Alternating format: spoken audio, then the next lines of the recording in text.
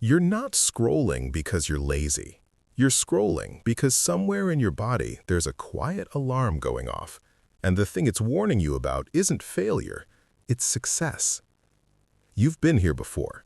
The project is open, the idea is clear, the path is laid out, but you don't move, not because you can't, because something inside you whispers, "Not yet." And you believe it. So you refresh, you reorganize, you research one more thing. You tell yourself it's preparation, but it doesn't feel like preparation. It feels like resistance. Here's what most people get wrong about procrastination. They think it's about avoiding work. It's not. It's about avoiding identity. Psychologists call this self-concept threat. Your brain has a very specific image of who you are: quiet, careful, someone who doesn't make waves. And the moment you try to step outside that image, your nervous system treats it like danger. Because to your brain, changing who you are feels like dying. Let me explain what's happening under the surface.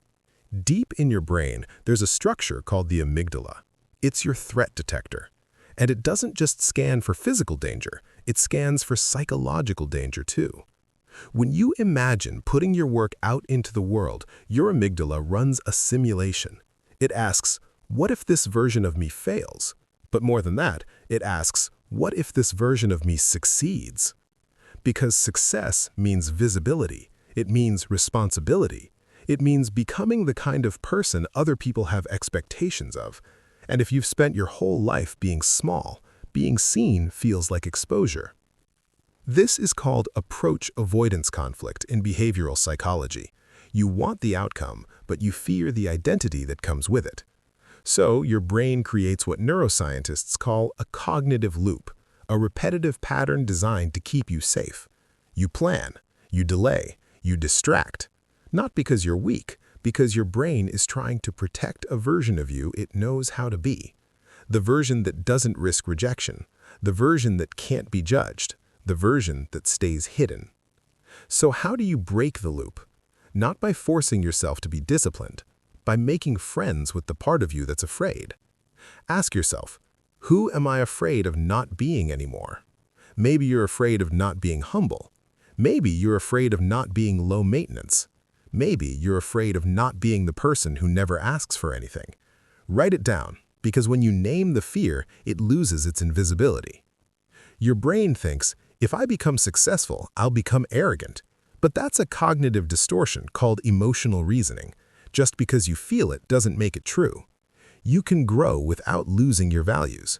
You can be visible without being loud. You can take up space without taking it from someone else.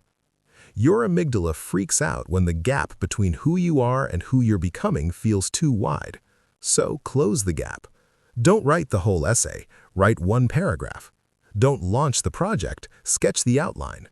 Psychologist Dr. B.J. Fogg calls this tiny habits. When the action is small enough, your brain doesn't register it as a threat.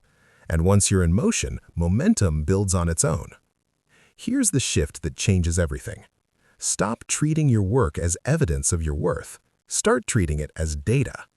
When you approach your goals like an experiment, failure stops being an identity crisis. It becomes feedback.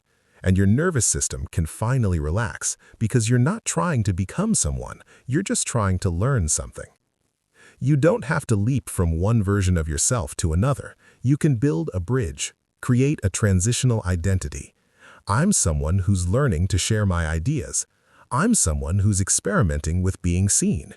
This gives your brain permission to evolve without feeling like you're betraying who you were. Here's the mental model that ties it all together. You are not one fixed self. You're a collection of selves moving through time. And the resistance you feel isn't laziness, it's grief. Grief for the version of you that stayed small and stayed safe. But growth isn't about killing that version, it's about thanking it, and then stepping forward anyway. You were never broken, you were protecting yourself. And that protection served you once, but you're ready now. Not to become someone unrecognizable, just to become the version of you that's been waiting. The one who creates, the one who tries, the one who exists out loud.